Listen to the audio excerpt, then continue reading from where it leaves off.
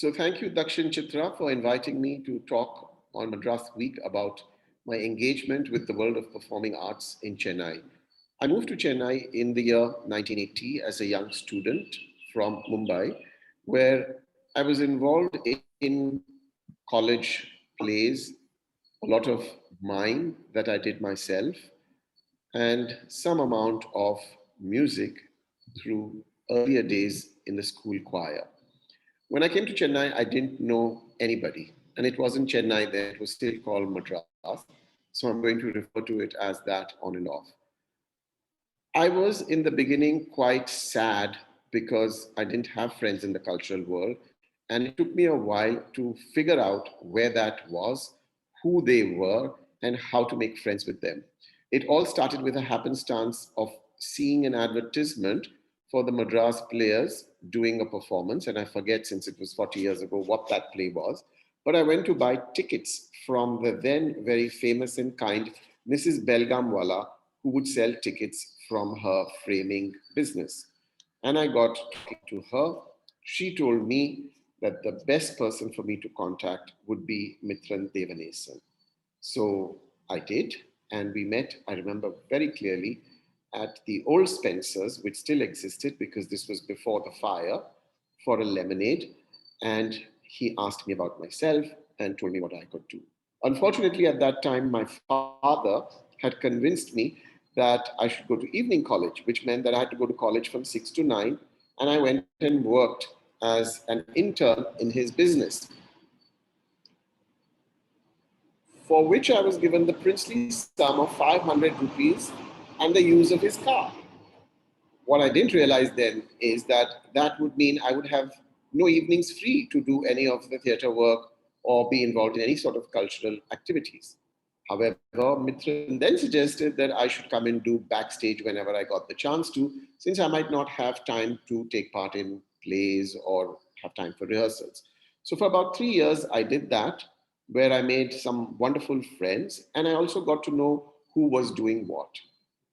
At some point in the mid or early 80s, I was also introduced and heard about a group called the Theatre Arts Workshop. This was a branch or a breakout group of the Theatre Arts Workshop of Lucknow and was started by two people here, Minu Rathod and Usha Aroor, both of whom knew and had worked with Raj Bisaria, who is a Padma Shri and continues to run an institute in Lucknow called the Bhartendu School of Performing Arts. We did plays in Hindi primarily, and they were very successful at that point in a Chennai and a South India, which was still not very open to things in Hindi. In fact, we had a very large write up, I remember, in the national news magazine India Today about how well this group was doing shows, packed houses in Chennai. Our first play was Ek Tha Gadha. A lot of people, it translates to once there was a donkey. A lot of people in Chennai thought it was once there was a mattress. And so, of course, while it was a satire on politics, some people thought it was a bedroom comedy. Nonetheless, we had lots of people come. We did a couple of shows, but it was a large cast headed by the incredible Vimal Bhagat.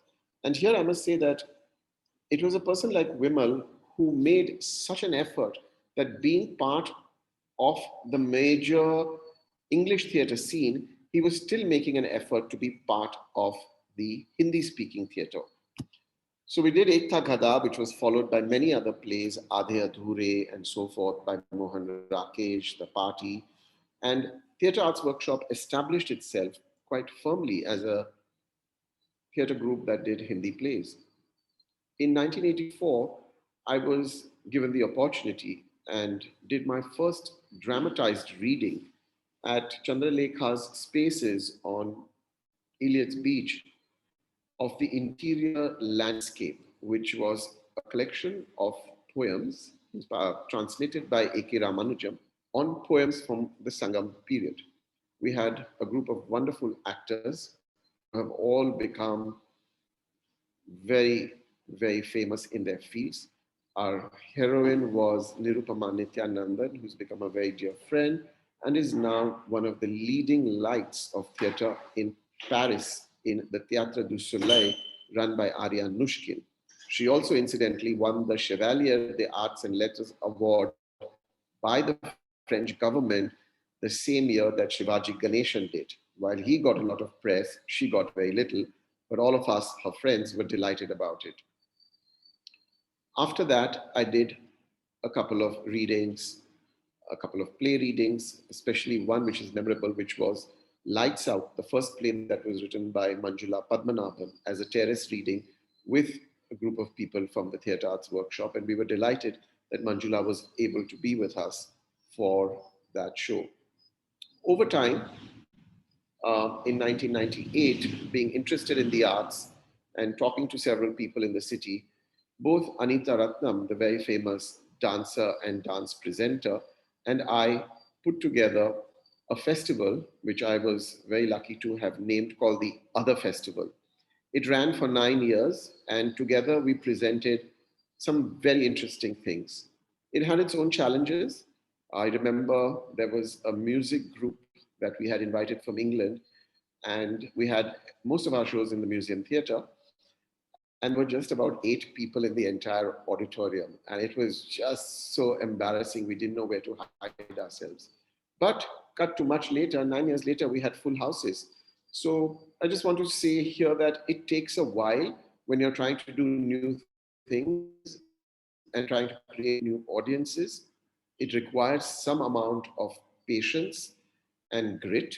It was a challenge in terms of getting sponsors who would sponsor different things outside the Bharatanatyam and Carnatic Kacheri world. And those challenges were also something that we took head on. Then, after this, I ran something called the New Festival for nearly 13 years, where we showcased all kinds of wonderful new work being done in India in the realms of music, dance, and theatre. And the new festival very soon became a traveling festival, which then grew into a national festival, which went to 6 cities and became India's only private performing arts festival. None of this would have been possible without the support of the Park Hotels and its very, very generous and open minded chairperson, Priya Paul.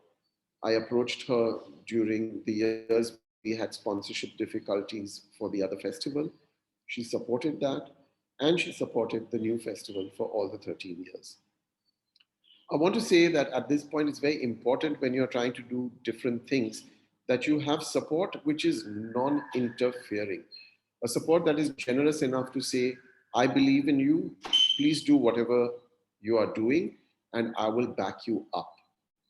If there were problems, if there were issues, if there were some things that audiences didn't like, it did not affect her in any which way. And for that, I'm deeply grateful. And I think we need more patrons from the corporate world like that for people like me at the Prakriti Foundation to be able to do new and exciting things. These things are happening. There are more patrons, but I just think the more, the merrier. At Prakriti Foundation, besides these two marquee events, we also started doing a series of different informal events, um, book launches, lectures on Indology by scholars who are passing through, small seminars on dance, um, all sorts of things, anything exciting and interesting that came our way, poetry readings. And slowly over time, as we were able to feel more confident about an audience that would engage with us, we started doing a series of different kinds of festivals. We engaged with students and nature in something we call the Tree of Life Festival, where we work with several schools with tree walks, coordinating with Nihal, the environmental organization, bird watching, doing things on the beach. It was just wonderful because we realized a lot of young children, yes, during the pandemic had to stay home, but even in earlier years did not have access to natural spaces and just getting the ability to get their hands dirty in school because they were so busy with curriculum and so forth. We also had a wonderful Hindustani music performance festival called the Garana Festival. It ran for a few years, And then we morphed it into the Festival of Sacred Music, which we ran for the last 10 years on the banks of the Kaveri at Tiruvayar. One of our most exciting festivals has been the Short and Sweet Festival, which has had 6 editions. We've had an incredible amount of new writing happen in English as well as in Tamil, lots of new theatre groups, and created a space where theatre groups that were working alone were able to work with each other, to share actors, to share learnings, where we did workshops on lighting, dramaturgy, script writing, lighting, and all sorts of things that were important for the improvement of one's own dramatic journey. And we're delighted to be still connected with most of the groups and continue to working with them. Poetry is a big passion of mine. Perhaps you could say I'm a failed poet, and I do enjoy reading it. And at one point, I think it was probably in sometime in 2006, there was a night where I couldn't sleep all night, and I had just come back in after a performance of one of the December season evenings of music and dance. And I thought to myself, and I said, if Madras is the center for music and dance throughout the December season, why can't we do the same to poetry? Because in the end, music and dance are poetry in some format. So all night I was thinking of what could be done, how we should do it. And voila, in the morning I woke up and had a eureka moment. I called 2 friends. I remember specifically speaking to Geeta Doctor and Nirmala Lakshman of the Hindu. And I sort of bounced the idea of the poetry in different venues. And they both thought it was an interesting idea and that I should take the risk. Um, I think we're now 16 years into it, and I'm delighted to say that we've been able to host a series of wonderful senior, young Indian poets from other nationalities, um, poets who hip hop, poets who sing. Um, it's just been an incredible experience, not just for us at Prakriti Foundation to host them, but also the ability to hear so many voices. And I remember this very kind statement that we heard from the first poet who inaugurated the first festival. He was the poet laureate from Senegal, and he said that if we do poetry festivals like this, more so in the world, then there won't be any wars because through poetry, we can find ways of understanding each other. And that really set us off. Besides this, we started a few years ago something called the Prakriti Excellence in Contemporary Dance Awards. While some people in the dance community find it not so kosher, let's say, to have a competition in the dance world, we started it as a platform for encouraging young contemporary dancers.